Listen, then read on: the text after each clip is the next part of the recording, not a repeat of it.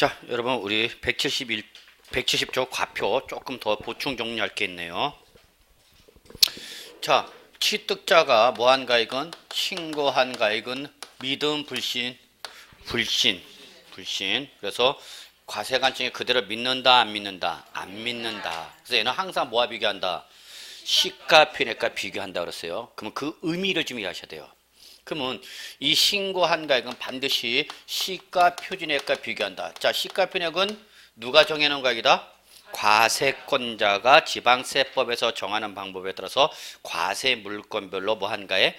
평가한 가액입니다. 그러니까 요거는 취득자가 신고한 가액이고 요거는 누가? 과세권자가 정한 가액이야. 그게 특징이에요. 요거는 누가? 취득자라는 납세 의무자가 정한 가액이고 요거는 누가? 과세권자가 정한 가액. 근데 이걸 액면가에 그대로 믿어 안 믿어? 안 믿어. 그래서 얘는 항상 뭐와 비교해서? 시가 표준액과 비교해서 요거 적어 놓으셔야 돼요. 이상이면 신고를 한 가액이 과세관청이 정하고 있는 가액보다 뭐면 이상이면 그때는 신고한 가액을 믿어줍니다. 그래? 내가 알고 있는 가액보다 어떻게 하면 이상으로 신고하면 믿어줄게 그 얘기야. 근데 거꾸로 중요한 건 이거예요. 뭐 하면? 적으면. 납세 의무자가 신고한 가액이 과세관청에서 평가하는 가액보다 뭐 하면? 적으면. 이때는 여러분 이 신고한 가액을 믿지 않고 뭐로 바꾼다? 시가 표준액으로 바꿔버립니다. 시가 표준액을 과표를 한다는 것은 취득자가 신고한 가액을 믿고 믿지 않고 이거를 바꿔버리기 때문에 이 사람은 무슨 신고가 돼버려요? 과소신고가 돼버립니다. 그럼 과소신고가 되니까 뭐가 부과되죠 여러분? 보통징수 방법으로 가면서 과소신고한 부분에 대해서 뭐가? 가산세가 부과됩니다. 가산세가. 그렇기 때문에 여러분은 공인중개사가 되셔서 개인 간의 매매를 중개했을 때는 반드시 뭐 한번 비교해 주셔야 돼요? 시가 표준액과 반드시 비교해 주셔야 합니다. 근데 문제는요. 실무에서는 토지 같은 경우는 어떤 시가 표준액 이상으로 나오는 경우도 있겠지만 이런 경우도 발생해요. 실제. 토지는 개별성이 강하기 때문에 실제 매매를 하는 과정에서 토지 가격이 뭐보다 적을 수도 있어. 시가 표준액, 즉 개별 공시지가보다도 어떻게 할 수 있어? 적을 수가 있어요. 왜? 매수자보다는 매도자가 없는가? 거꾸로 됐네. 죄송합니다. 매도자는 있는데 뭐가 없어? 매수자가 없는 거죠.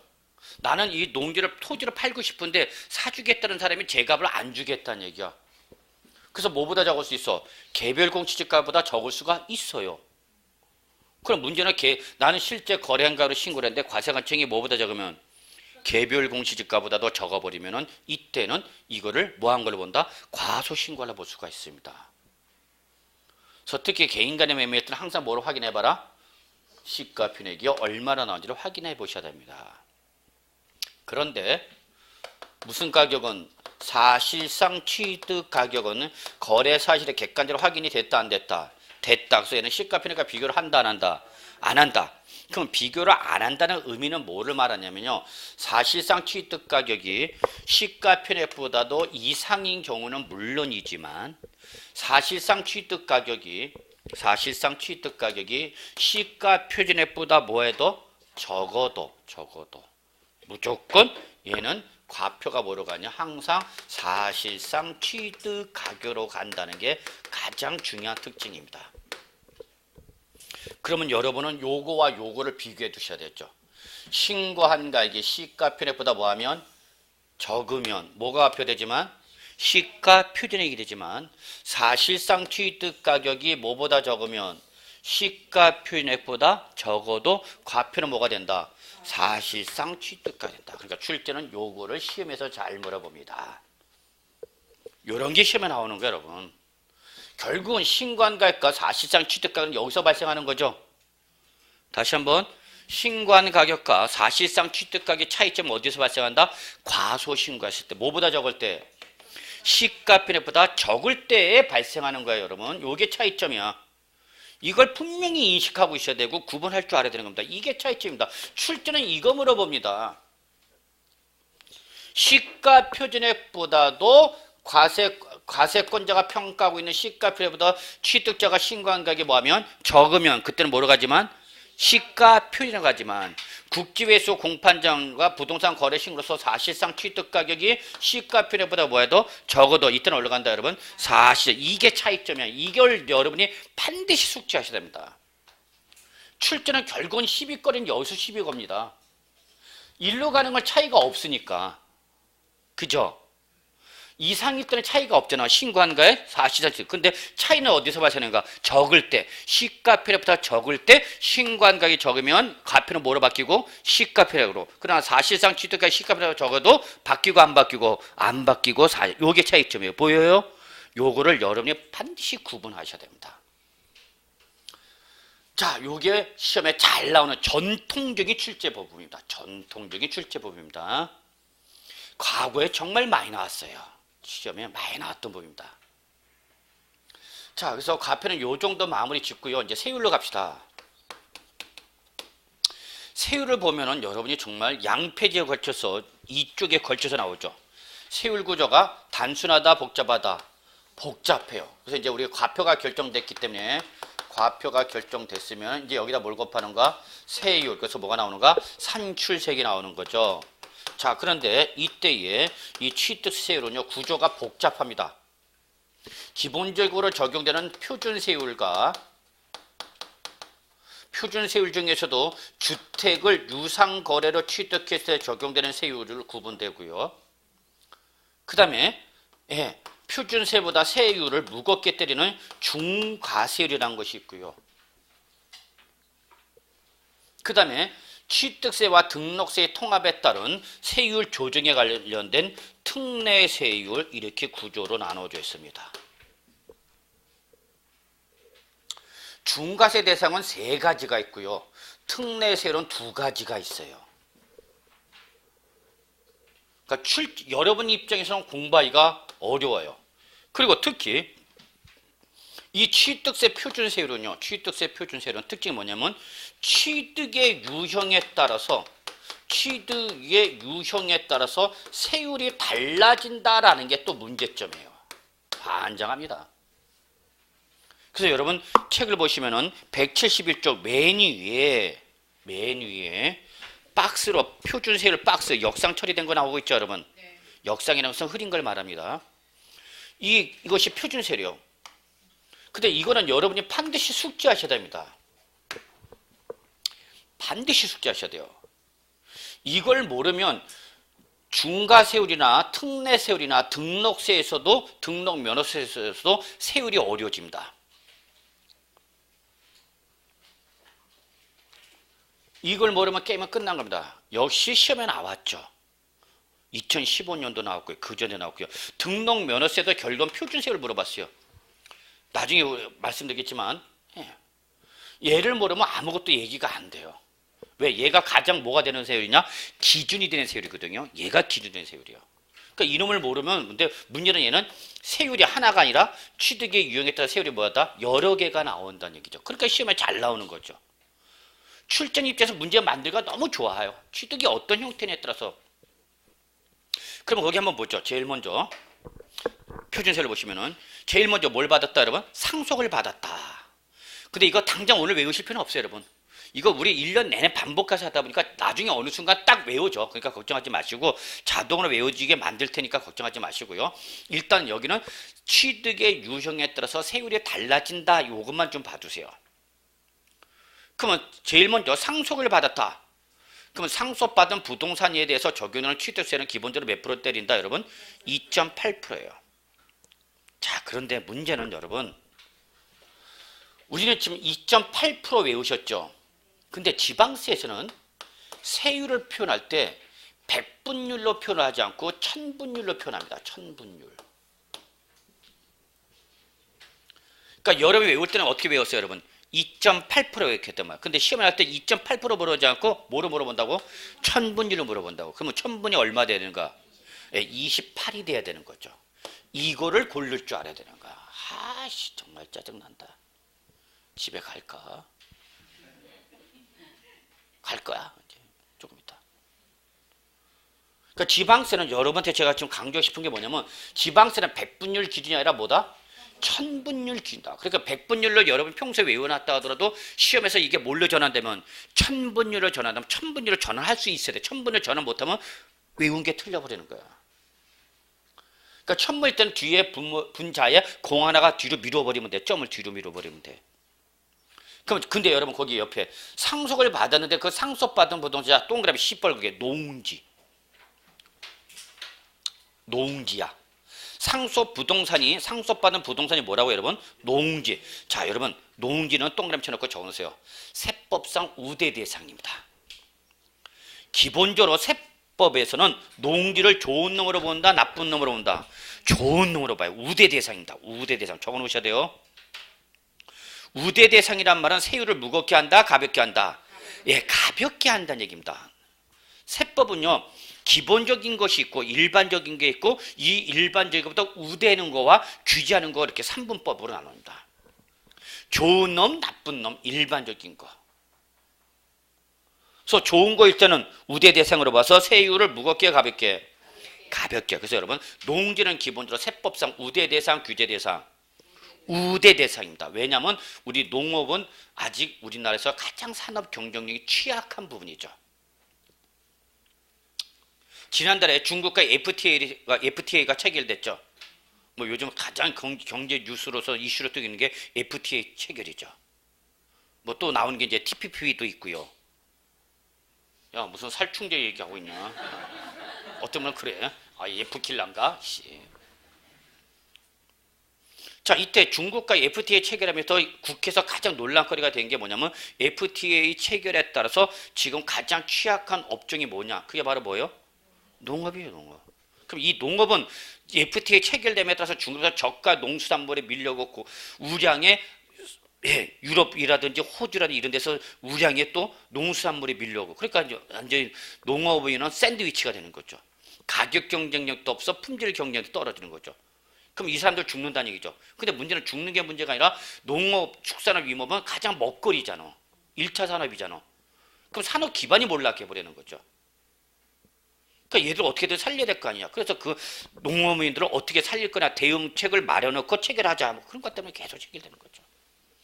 그러다 보니까 우리 세법은 이러한 농업, 특히 농지는 세법상 우대 대상으로 본다, 규제 대상으로 본다. 우대. 얘가 세법에서 예를 벌어보는 가장 기본적인 입장이에요, 여러분. 그 다음에 상속의 무상이다. 상속의 무상. 그럼 여러분 요거 하나 선택할 수 있어야 돼요. 어떤 부동산이 하나가 있는데 상속을 받을래, 증여를 받을래. 이때 세부담 측면에서는 어떤 게 유리하냐? 상속이 유리합니다. 항상. 다시 한번 꼭 기억해 두셔야 돼요. 똑같은 부동산인데 상속을 받을래, 증여받을래 이렇게 선택하시면 여러분 뭘 받아야 돼? 상속을 받겠다고 선택하셔야 돼요, 여러분. 가끔가다 그런 질문 오세요. 자, 부모님이 연로하셔갖고 이제 상속을 받을 때가 됐다는 얘기죠. 그럼 이제 어떤 문제가 발생하는가? 상속세. 상속 재산도 중요하지만 상속세 부담을 줄인 거죠. 그럼 가끔가다 저한테 이렇게 오죠. 교수님, 지금 부모님이 연로하신데 지금 상속을 받을 것 같은데 상속 받을 때에 상속을 받는 게 지금 상속을 받는 게 낫겠습니까? 상속이 개시가 되기 전에 먼저 증여를 받는 게 낫겠습니까? 이렇게 물어보죠. 그럼 결론부터 말합시다. 상속과 증여, 단순하게 상속과 증여 둘 중에 하나를 선택한다면 여러분은 뭘 선택해야 되는 겁니까? 상속을 선택하셔야 됩니다. 상속을. 왜냐면요, 상속을 받았을 때 상속 공제되는 금액과 증여를 받아서 증여되는 공제 금액이 다릅니다. 세법은 증여를 뭘로 보냐면 상속세 회피 수단으로 봅니다. 상속세를 적게 내는 방법은 어떻게 하면 돼? 미리 주면 되는 거죠. 이해되세요? 상속 재산이 있단 말이야. 부모님이 막대한 재산을 갖고 있어. 그럼 돌아가시면서 상속을 받으면 뭐가 부과되고? 상속세. 상속이 개시가 되기 전에 먼저 뭘 받으면? 증여를 받으면 뭐가 내? 증여세. 그럼 증여를 받으면 상속 재산은 빠져버리는 거죠. 그럼 상속세 적게 내려면 어떻게 하면 돼? 미리 증여받으면 되는 거죠. 그러면 다 빠져나가 버리죠. 상속세로 과세하기 전에 이미 다 빠져버린단 말이야. 뭘 통해서? 그렇기 때문에 과세권자 입장에서는 상속과 증여를 할 때 어딜 더 틀어막아야 되는가? 증여를 더 틀어막을 수밖에 없다는 얘기예요. 증여를 틀어막는 이유는 상속을 피하는 걸 방지하기 위한 거죠. 그래서 항상 세부담 측면에서는 상속과 증여를 비교하면 어디가 더 높을 수밖에 없다. 증여가 더 높. 이런 개념을 좀 깔아두란 얘기야. 그러니까 우리가 봐요. 상속을 받았을 때 부동산 세율은 1000분의 28이지만 증여를 받으면 이때는 1000분의 얼마란 얘기야? 35단 얘기죠. 이해하세요? 여러분 실무 나가면 이런 질문이 고객으로부터 받는단 말이야. 고객이 한테 질문한단 말이야. 공인중개사님, 저희 부모님이 이러이러이러한 부동산을 갖고 있는데 뭐 연로하시고 그러면 자연적인 이제 일어나는 거죠, 현상이. 그럼 내가 이거를 상속 개시되기 전에 먼저 증여를 받는 게 낫겠냐? 상속을 받아서 내는 게 상속될 게 더 내겠냐? 이렇게 물어볼 수밖에 없어요, 여러분. 근데 현업에 계신 지금 공인중개사 가장 큰 문제점이 뭐냐? 컨설팅 능력이 없다는 얘기입니다. 여러분이 어떤 부동산 의사결정에 대해서 전문가라서 조언해 줄 수 있는 능력이 없어요. 왜? 공부를 안 해요. 공인중개사들이. 공부를 안 해요. 시험 볼 때까지만 공부해. 그리고 시험 끝나면 고사장 나오는 순간 싹 까먹는다? 아주 해맑아져. 그래서 사실 여러분, 고사장 나오는 순간 여러분 머리 상태는 이제 백지가 돼. 하얘져. 순백 상태라고나 할까? 그럼 필드 나가시면 자기 관련된 필드와 관련된 전문적 지식을 구축해놔야 되는 거죠, 다시. 근데 그런 노력을 기울이지 않는다는 얘기죠. 그러니까 공인중개사한테 가서 어떤 컨설팅, 부동산 컨설팅 물어보면 답변을 잘 못해. 그러니까 고객이 여러분을 전문가로 잘 안 보는 거죠. 그건 여러분 잘못입니다. 또 여러분 나가시면 진짜 공부해야 돼, 안 해야 돼? 진짜 해야 됩니다. 진짜 실무에 필요한 내용은 전문적 지식을 여러분이 갖춰놔야지. 그래서 저는 그걸 참 무척이나 강조하는 사람입니다.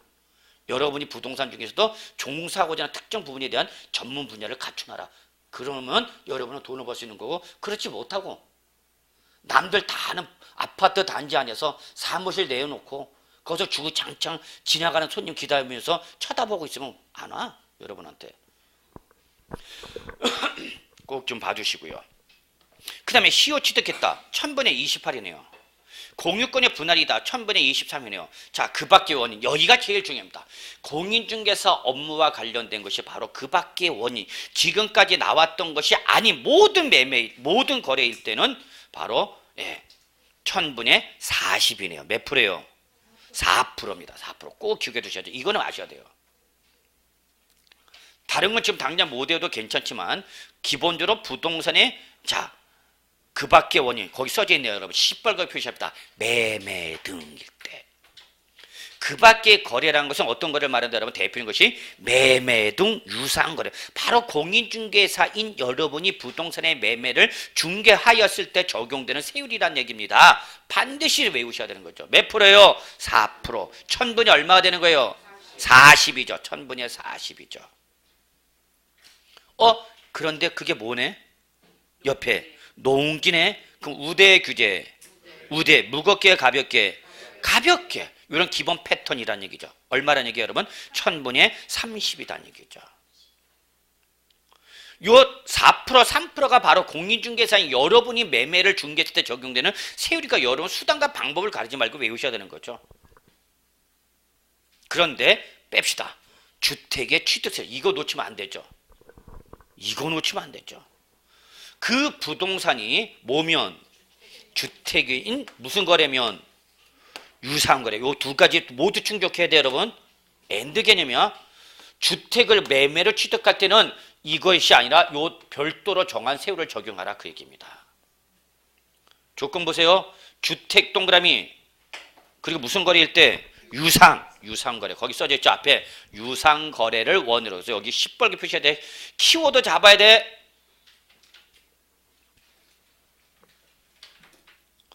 주택을 뭐로 취득하면? 유상으로 취득할 때. 이게 전제 조건입니다. 그러면 주택을 상속받을 수도 있죠. 그러면 어디로 가야 되는가? 표준세율 2.8% 가야 된다, 그 얘기야. 주택을 신축했다. 무슨 취득이에요, 여러분? 원시취득이니까 표준세를 정하는 거죠. 그런데 주택을 매매로 취득했다. 그러면 주택취득세를 적용해야 된다는 얘기야. 그럼 주택취득세율일 때는 이때는 거기 적어놓으세요. 밑줄을 치면 되겠네요. 주택의 뭐에 따라서 거래 가액에 따라 세율이 달라져요. 주택의 거래 가액에 따라서 1%짜리가 있고 몇 %짜리가 있고 2%짜리가 있고 3%짜리가 있네요, 여러분. 1, 2, 3이네. 외우기는 좋다. 1, 2, 3.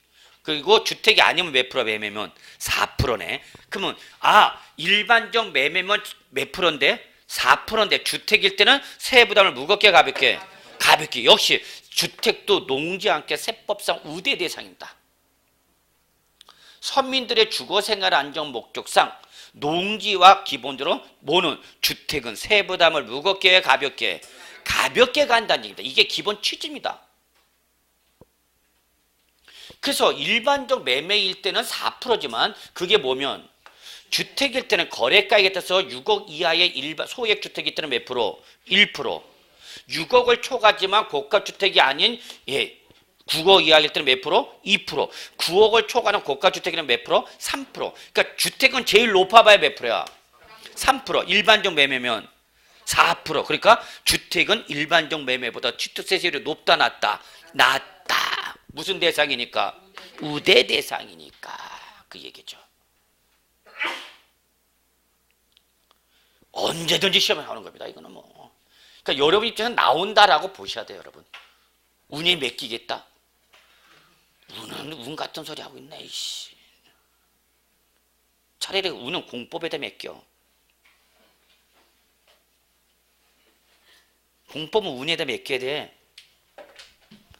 내게 한 개 공부한 게 나오면 만치는 거고 공부를 해나 안 해나 별 차이는 없다. 그게 뭐예요? 공법이에요. 여러분 어떻게 보면 공법을 그 최우선 과목으로 해서 고득점 과목을 하는데 그분은 물론 이해는 가. 워낙 우리 고쌤이 잘 가르치니까 고쌤이 가르치는 정도로 하면 뭐 90점, 100점 맞지 않겠냐. 개뿔 같은 소리입니다.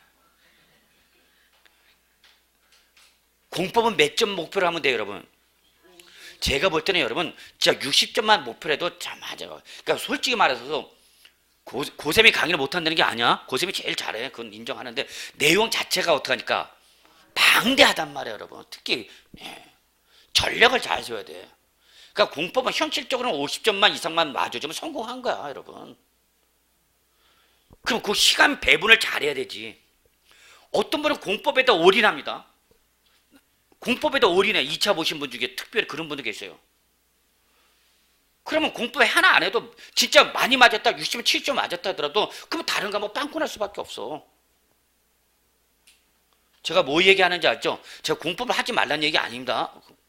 공법, 중개법, 공시법 세울 때 뭐가 필요한가 여러분? 전략을 세워야 돼요. 아마 내가 알기도 고쌤이 공법을 전략 과목 세우면 안 됩니다라는 말을 할 거야. 이체에서 제일 중요한 전략 과목은 무슨 과목 같아요, 여러분? 중개법입니다, 중개사법. 거기서 최대한 고득점 벌어줘야 돼. 거기서 고득점을 벌어주면은 얘가 다른 과목 뭐 하는가? 펑펑 퍼주는 거죠. 근데 어떤 분은 가끔가다 자기는 공법을 고득점 과목으로 하겠대. 저 사람이 정말 공법을 하고 나서 하는 소리인지. 선생이 좋은 거하고 점수하고는 별개야. 선생은 안 좋아도 점수 나올 수 있는 과목이 세법이야. 그래도. 그래서 세법은 13개 현실적으로. 그럴 때 여러분이 기본 베이스만 좀 잘 잡아두시면은 여러분이 예상하지 못했던 문제가 나와도 충분히 맞춘대. 자, 그 다음에는 이번에는 자, 성격이 바뀌네. 여기는 뭐야, 여러분 이제? 여기까지 여기는 뭐야? 혜택을 준 거죠. 얘는 얘보다 낮은 세율이죠. 근데 얘는 뭐야? 얘보다 어떤 세율이야? 높은 세율. 이런 기본 패턴을 좀 알아달라는 얘기죠. 그러니까 뭐를 모르면 표준 세율을 모르면 상당히 힘들어지는 거야. 근데 중과세율은 여러분 딱 보는 순간 좋은 놈들, 나쁜 놈들. 나쁜 놈들이야, 나쁜 놈들. 우대 대상이야, 규제 대상이야? 적으세요. 규제 대상. 나쁜 놈. 그래서 이걸 통째로 외우려고 하지 마시고요. 그냥 세 가지만 있다. 이렇게 좀 보세요. 세 가지만. 세 가지가 있다. 그래서 하나는 자, 근데 주의할 게 이거예요, 여러분. 얘들은 표준 세율을 기본으로 하고 여기다 중과세니까 특정한 세율을 뭐 하는가? 더하는 거죠. 표준세율에다 예를 들어 뭐 하는 거예요, 여러분? 더하는 거죠. 더한다. 이게 중과세율의 특징이에요. 지금 나온 무슨 세율에다가 표준세율에다가 세율을 뭐 하겠다? 더하겠다는 얘기야. 더하겠다. 다 뭐를 기준으로 해서? 표준세율. 그러니까 표준세율을 모르면 다 몰라져 버리는 거죠. 근데 그 중과세 정도에 따라서 몇 가지를 구분하냐면 세 가지를 구분합니다. 근데 여기서 법률적 표현을 좀 익숙해 두셔야 되는데, 표준세율에다가 중과 기준세율, 이게 이제 올해 개정되면서 아예 못을 박거나 명문화돼. 무슨 세율? 중과세 할 때 무슨이 되는 세율? 기준세율이 되고 꼭 기억해 두셔야죠. 2%를 말합니다. 중과 기준세율은 몇 프로를 말한다? 2%. 1000분이 얼마? 22죠. 다시 한번 용어를 알아둬야 돼. 중과세율은 표준세율에다가 중과를 할 때 기준이 되는 세율을 뭐 하는가? 더하는 거죠. 이때 중과 기준세율은 몇 프로 여러분? 2%. 1000분이 얼마? 20. 요거의 100분의 4배. 아, 이래서 어려웠다는 얘기야. 법률적 표현이. 중과 기준세율의 100분이 얼마? 4배. 그럼 이거 몇 배를 말하는 거예요, 여러분? 4배를 말하는 거죠. 그러면 이때 중과 기준세율의 몇 배는? 4배는 결론은 몇 프로를 말하는가? 8%를 표준세율에다 뭐 하라? 더하라. 그 얘기예요, 여러분. 결론. 요 놈은 표준세율에다 몇 프로 더하라는 얘기야? 8%를 더한 세율을 때리라는 얘기입니다. 8%를. 의미를 이해하셔야 돼요. 의미를 모르면서 외우는 건 전혀 도움 안 됩니다, 여러분.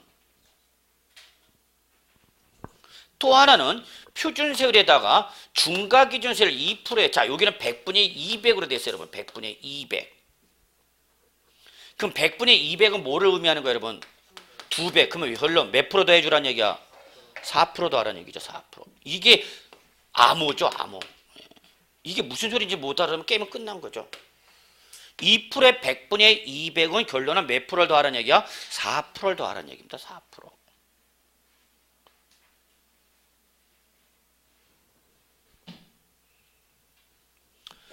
그 다음에 이거는 뭐를 말하냐면 표준세율에 100분의 300을 한 다음에 환장한다. 표준세율의 100분이 얼마? 300. 그러니까 300이가 몇 배를 말하는가? 3배죠. 3배. 3배를 한 다음에 여기다가 다시 표준세율, 중과기준세율의 100분의 200을 빼래. 또 여기는 환장하네. 에이씨, 집에 가자. 더 이상 못 참겠다. 그래서 여러분 172쪽 보세요. 172쪽 매니. 이거를 일일이 이렇게 법률적 표현하기 힘드니까 제가 거기다 가볍게 이렇게 하는 거죠. 뭐에다가 표준세율의 몇 배를 한 다음에 3배를 한 다음에 여기서 결론 몇 프로 빼라? 4%. 요 4%를 시험에서 4% 그러지 않고 어떻게 표현한다고? 중과기준세율의 100분의 200 이렇게 표현한다고. 그러니까 여러분이 외울 때하고 이게 법률적 표현하고 일치시킬 줄 알아야 돼. 일치를 못 시키면 뭔 소린가 이제 그런 거야, 여러분. 그 다음에 특례세율을 보니까 여러분, 특례세율은 또 몇 가지가 있어요, 여러분? 2가지가 있어요. 아씨. 여러분 보세요.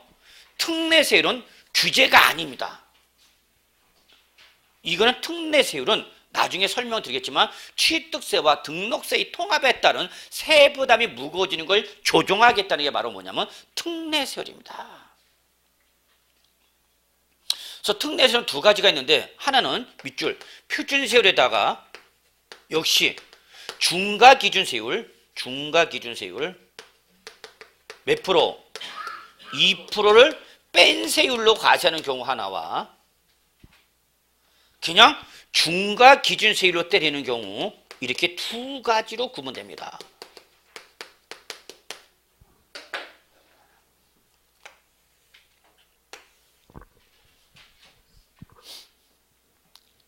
자, 그러면 이걸 한꺼번에 정리하기가 상당히 부담스러워요, 여러분. 그래서 저는 이렇게 얘기하고 싶어요. 기초 단계에서는 여기까지만. 기초 단계에서는 한 1월, 2월 달까지 요 정도까지만 해도 돼요. 그 다음에 3월, 4월 달에는 여기까지 좀 특례세율. 그 다음에 요거는 나중에 심화 과정에서 좀 다뤄줘도 큰 무리는 없을 것 같아요. 그러니까 이거 한꺼번에 다 잡으려면 세번마다 끝나. 그러니까 여러분 큰 흐름만 잡으시고 구체적인 내용은 단계별로 여러분 시간을 두고 공부하셔도 충분하다는 얘기입니다. 한꺼번에 다 하려고 하지 마시고 한꺼번에 다 하려면 상당히 어려워져요, 여러분. 막 세법책을 창에다 집어 던져줘요 싶어요. 그러니까 여러분 딱 보는 순간 단순해 복잡해? 복잡하죠? 그러면 여러분이 복잡하다는 것을 출제 입시한 문제 내기가 쉽다 어렵다? 그러니까 나와요. 반드시 나오는 거야. 그러니까 출제 입시한 다양한 형태로 물어보기가 좋은 부분이거든요. 그러니까 시험을 잘 나와요. 여러분이 공부하기 힘드니까 출제 입시한 문제 만들기가 너무 쉽다는 얘기죠. 그러니까 어렵게 내려면 여기서 내면 되는 거예요. 어렵게 내려면. 그러니까 2015년에도 취득세 3문제가 나오는데 그 3문제에서 2문제가 과표와 세율에서 나온 거야. 과표와 세율. 그러니까 얘를 모르면 취득세는 거의 나갔다 보시면 되는 거예요. 뭐와 뭐를 모르면 과표와 세율을 모르면 취득세는 다 나간다 보시면 돼요. 그냥. 근데 이놈이 나중에 또 어디에 영향을 미치냐? 등록세에도 또 영향을 미쳐요. 미쳐버려 내가. 자, 그래서 여러분 이건 복잡한 구조로 되어 있다라는 거고요. 그 다음에 부가징수 갑시다. 별표 3개. 여기는 쉬워. 아씨. 별표 3개 일단. 부가징수. 역시 단독 문제로 충분히 출제 가능하고요. 단독 문제 못 나면 출제는 종합 문제를 통해서도 물어볼 수밖에 없는 부분이에요.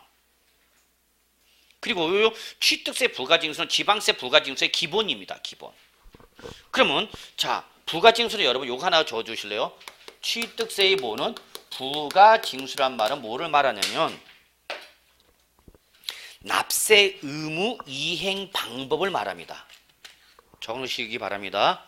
취득세의 부가징수는 취득세라는 납세물을 어떻게 이행할 거냐는 납세 의무 이행 방법을 말합니다.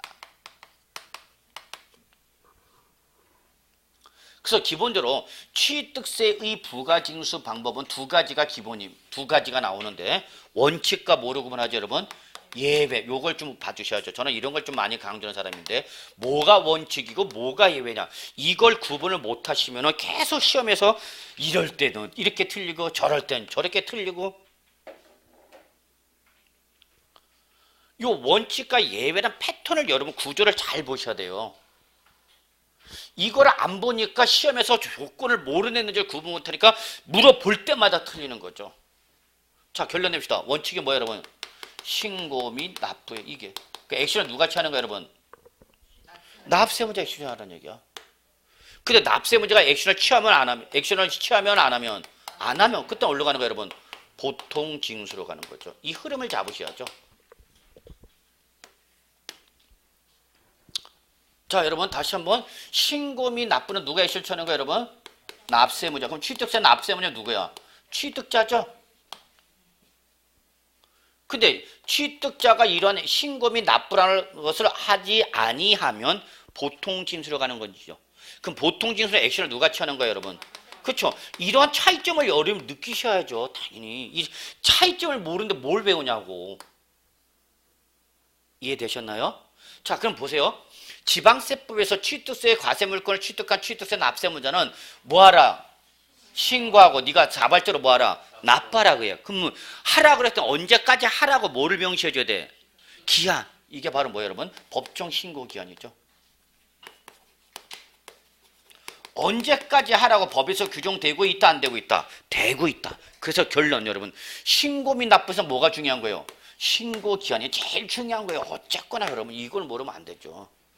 시험에 나오면 출제는 이걸 갖고 장난칠 수밖에 없어요 여러분한테.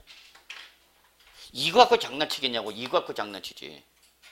이때까지 스스로 세액을 계산해서 네가 세액을 계산해서 스스로 뭐 하라는 얘기야? 신고하시오. 그리고 뭐 하시오? 납부하시오. 안 하면 가산세로 보통 징수로 가면서 이걸 안 하면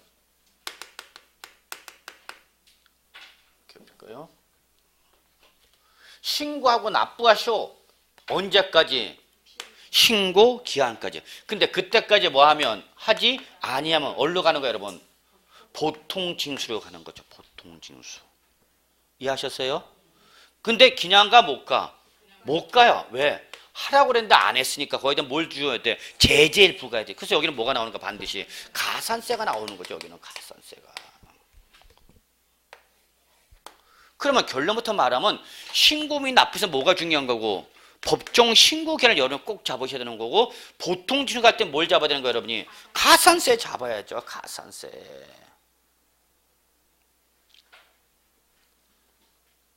그러면 잡으시면 돼요. 근데 이때 법정 신고 기한은 두 가지로 나눠졌어요. 다시 원칙과 예외로 나눠지네요. 일단 우리는 뭐 예외는 보지 않더라도 원칙은 잡으셔야죠. 밑줄 취득일부터 며칠이네요? 60일이네요. 예. 무슨 계산하라? 일수 계산하라는 얘기죠. 취득일부터 며칠이네요? 60일입니다.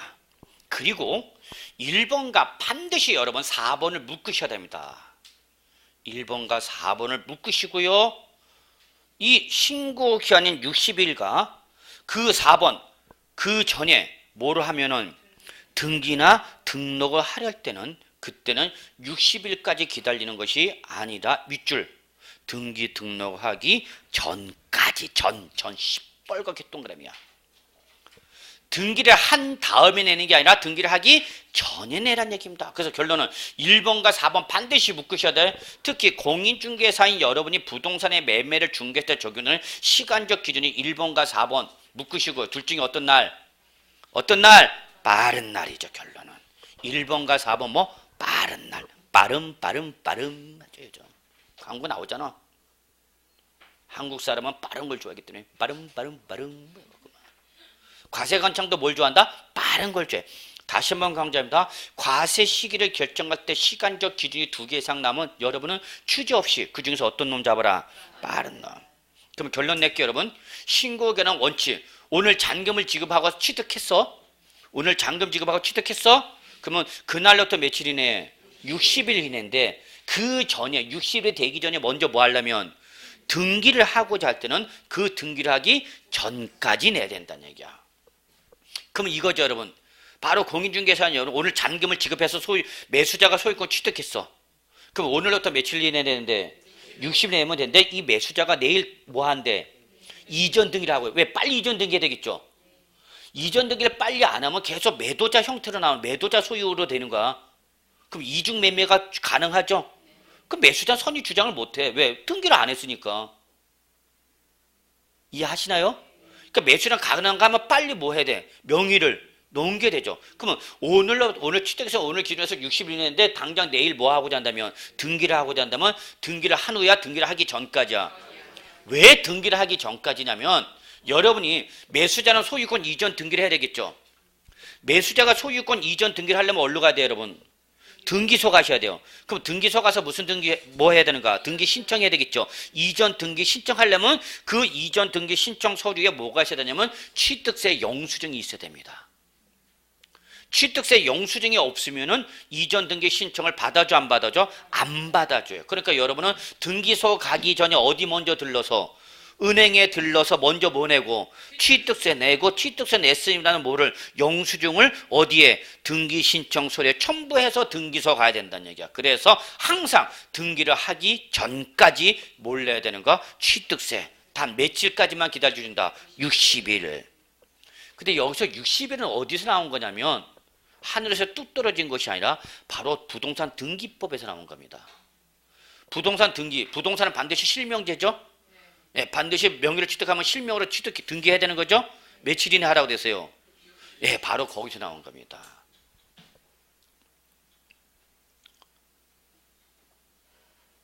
그래서 부동산은 전형적인 무슨 제도다? 실명제도를 도입하고는 상품이다라는 걸 기억해 주셔야 합니다. 그래서 여러분 신고기한은 일단은 몇 번과 몇 번을 기억하자? 1번과 3번 반드시 묶어놓고요. 이 둘 중에 어떤 날? 빠른 날. 그런데 보통 징수 보세요. 이러한 누가 거기 글 써지나 보통 징수 옆에 뭐라고 써주세요? 누가 납세 의무자가 이러한 신고라나 또는 납부라는 의무를 다하지 아니하면 이게 바로 밑줄 쳐놓고요. 납세 문제가 신고 또는 납부를 다하지 아니한다. 이걸 적어놓으 밑줄 쳐놓고 적으세요. 보통 징수 사유입니다. 다시 한번 신고 또는 납부금을 다하지 아니한 때, 납세무자가 신고 또는 납부금을 다하지 아니한 때 이걸 밑줄 쳐놓고 이게 바로 뭐다 여러분? 보통 징수 사유. 그러면 그때는 산출세 또는 부족세다 밑줄 뭘 더하라? 밑줄 가산세를 더한 금액으로 해서 무슨 방법으로 간다? 보통 징수. 보통 징수는 누가 액션을 취한다?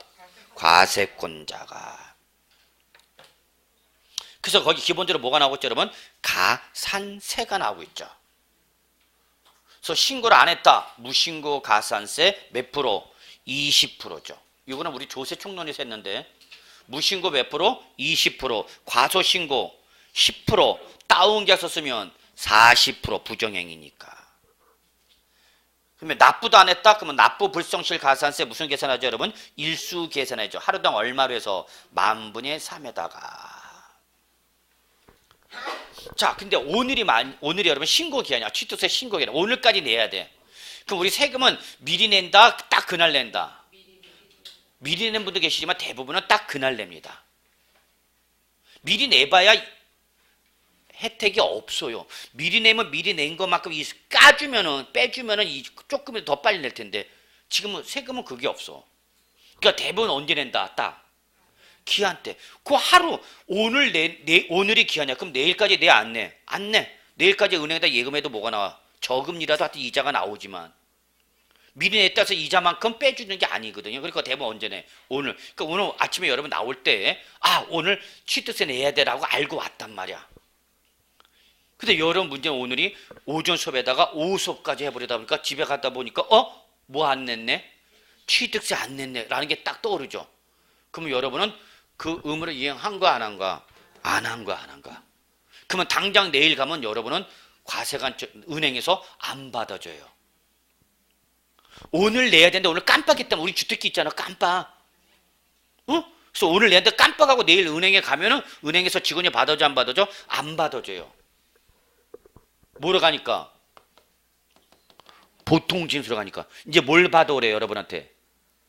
고지서 받아오래요. 고지서. 보통 징수 항상 누가 액션 취하니까? 과세권자 액션 취하니까 여기는 항상 뭐가 날라온다고 여러분? 고지서가 나온다고. 고지서가. 그러면 이제 그 다음부터는 과세관청에 빨리 나한테 뭘 보내줘야 되는데 고지서 보내. 이 고지서를 빨리 안 나고 이게 하루 지나 이틀 지나 3일 지나 4일 지나 그러면 그 하루하루 지날 때마다 뭐가 붙어요 여러분? 어떤 가산세? 납부 불성실 가산세 하루당 얼마씩 올라간단 말이야. 10,000분의 3이 찰칵찰칵 하루당 찰칵찰칵 올라간단 말이야. 단 하루만 늦어도 그러면 납세무자는 마냥 기다려야 돼. 뭐가 올 때까지. 그래서 이게 너무나 세부담이 커지는 걸 방지하기 위해서 중간에 뭘 두고 있냐면 기한 후 신고라는 규정을 한 번 더 두고 있어요. 그래서 중간에 뭐가 있어요 여러분? 기한 후 신고가 있죠 여러분. 찾으셨어요? 혹시 깜빡하고 내가 기한을 넘겼더라도 한 번 더 기회를 주겠다는 게 바로 뭐야? 기한 후 신고라는 게 있다. 잊지 마세요 여러분. 제 날짜 못 냈다더라도 기한 후 신고가 있다 없다? 있다. 그 다음에 마지막 부가세. 저세요. 부가세는 무슨 과세를 했죠 여러분? 이중과세를 했어. 자, 이렇게 취득세를 내는 사람은 농어촌 특별세법이나 지방세법에 따라서 취득세만 내는 것이 아니라 그 취득세를 기준해서 뭘 내야 된다? 농특세와 지방교육세를 한 번 더 내셔야 됩니다. 요걸 뭐란다 여러분? 부가세. 그래서 취득세 납세무자는 취득세만 내는 것이 아니라 그 납부하는 뭐를 기준해서 취득세를 기준해서 한 번 더 뭘 내라? 농특세와 지방교육세를 어떻게 하라? 한 번 더 내라. 이걸 뭐란다 여러분? 부가세라 한다. 잡으셨어요? 예. 그래서 여기까지 우리 취득세에서 가장 기본적인 내용 말씀드렸고요. 자, 다음 페이지 등록면허세로 갑시다. 등록면허세는요, 요것만 기억하시면 돼요. 등록면허세는 여러분, 종전에 등록과 면허가 두 가지가 합쳐진 겁니다. 합쳐진 거예요. 그래서 외울 필요 없죠, 여러분. 등록면허세는 뭐와 뭐가 합쳐진 거다? 등록과 면허가 합쳐진 겁니다. 그런데 제가 이걸 말씀드린 것은 요 놈이 우리 부동산 등기가 시험 범위인 거고 면허는 우리 시험 범위가 아니에요. 그러니까 등록 면허세 중에서 우리 뭐만 보면 되는 거예요, 여러분? 부동산 등기만 보시면 돼요. 그리고 얘는 기본적으로 뭐와 똑같냐? 취득세와 똑같아요. 기본적으로. 둘 다 가장 기본적인 무슨 세죠, 여러분? 행위세죠. 행위세. 이게 취득세와 등록세의 가장 공통점입니다. 그러면 예전에는 2010년도 이전까지만 해도 자, 오늘 잔금을 지급했다. 봅시다, 여러분. 실무에서 이렇게 일어나 잔금을 지급했다. 그러면 우리 예전에는 요거를 부동산을 뭐 한 걸로 봐서 취득한 걸로 봐서 요 날을 기준해서 뭐 내고 취득세 내고 그 취득한 부동산에 대해서 뭘 하면 등기를 하면 요거를 뭘로 냈냐면 등록세로 부과했어요, 여러분. 부가세를. 그러니까 부동산을 취득하면 기본적으로 뭘 내더란 얘기야? 취득세와 등록세로 내더란 얘기야. 이해하셨어요, 여러분? 그러니까 취득한 것에서 취득세 따로 가세하고 등기를 할 때 그 등기에서 뭘 따로 가세했던 얘기야? 등록세를 따로 가세했던 얘기야. 요것을 2011년부터는 몇 년부터는 2011년부터는 이거를 어차피 취득하면 뭐와 뭘 내니까 취득세와 등록세 내니까 이걸 한꺼번에 뭐로 내자? 취득세로 내자, 그 얘기입니다. 그러면 납세 문제는 두 번을 신고 납부할 걸 몇 번으로? 한 번으로 끝나겠다, 그 얘기죠. 이게 2011년 1월 이후부터입니다. 이해되셨어요? 다시 한번, 옛날에는 취득하면 취득세로 따로 가세하고 그 취득한 부동산에서 뭐하면 등기하면 뭐를 냈다 그러면 등록세 냈단 말이야. 근데 어차피 취득하면은 결국은 등기까지 할 거니까 취득세를 이거를 두 번을 내지 말고 몇 번 내자는 얘기야? 한 번은 내자, 그 얘기죠. 이해되세요? 그래서 2011년부터는 요 잔금 지급에 따른 취득과 등기에 따른 등기를 따로 구분하지 않고 요거를 뭐 한 거예요, 여러분? 합친 겁니다. 합친 겁니다. 그래서 지금 취득세는 종전의 취득세와 종전의 등록세를 어떻게 한 거다? 합친 겁니다. 이해되시죠? 다시 한번, 지금 우리가 여태까지 공부한 뭐는 취득세는 예전에 뭐와 취득세와 예전에 뭐를 등록세를 뭐 한 거다, 여러분? 합한 거야, 합한 거.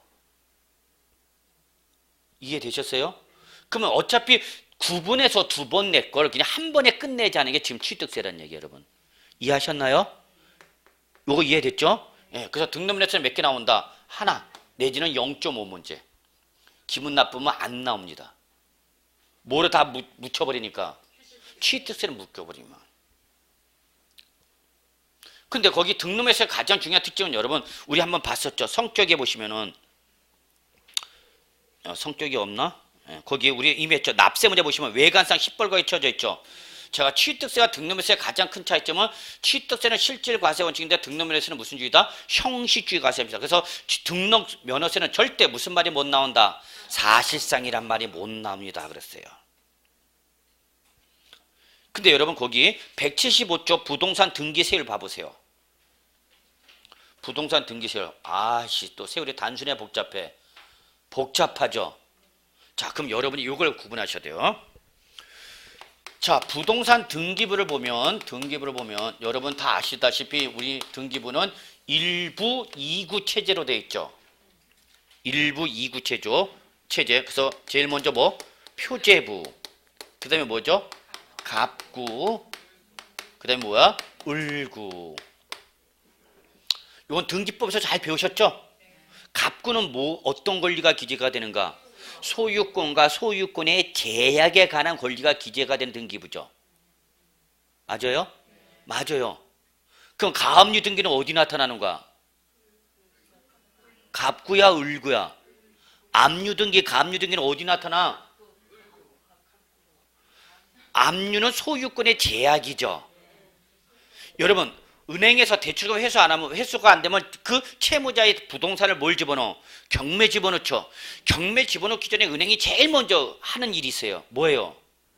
압류 등기 때리잖아, 여러분.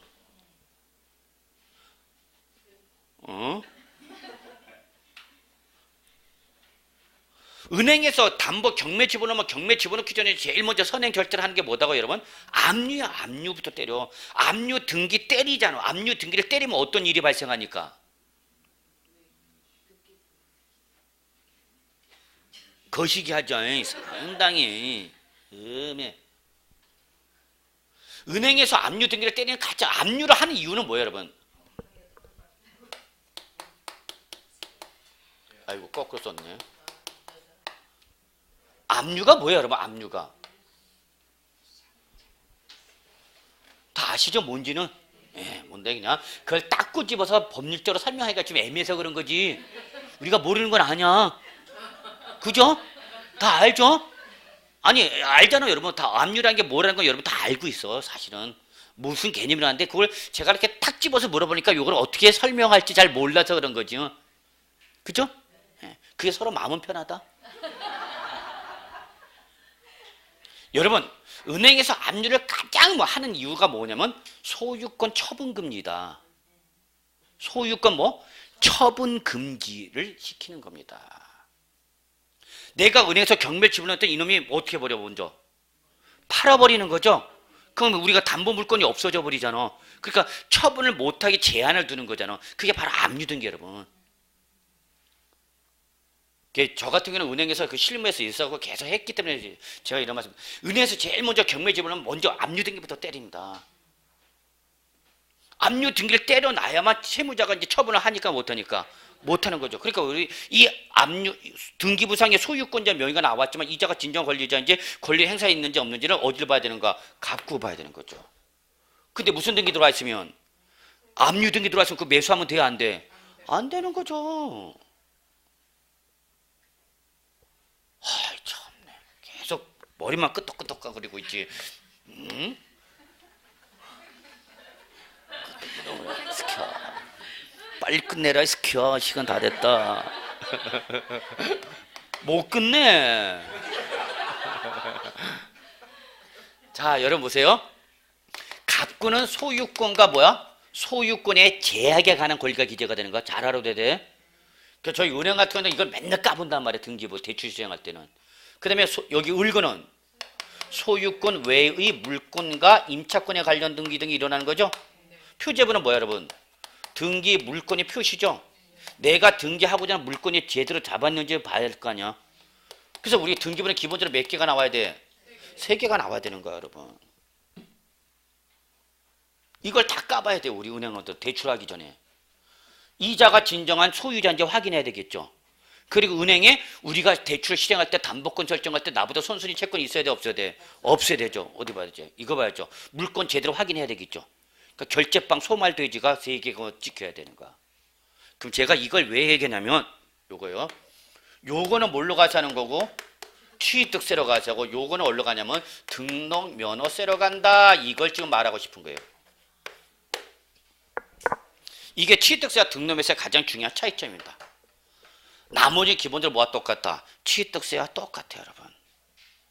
등록면허세는 저걸 모르면 게임 끝난 겁니다. 저걸 꼭 기억해 두셔야 돼요. 저걸 꼭 적으시고요. 나머지는 기본적으로 뭐가 똑같다? 취득세와 똑같습니다. 따라서 여러분 등록면허세를 공부할 때는 취득세와 뭐한 거? 다른 것만 보시면 돼요. 다른 것만. 그 다른 건 제가 잡아드리겠습니다. 그래서 오늘은 여기까지 해서 등록면허세까지 마무리 짓고요. 다음 주에 어디로 가냐면 우리 이제 보유세로 좀 가보겠습니다. 그래서 보유세의 기본적인 내용 설명드리도록 하고요. 오늘은 거래세인 취득세와 등록면허세까지 해서 마무리 짓도록 하겠습니다.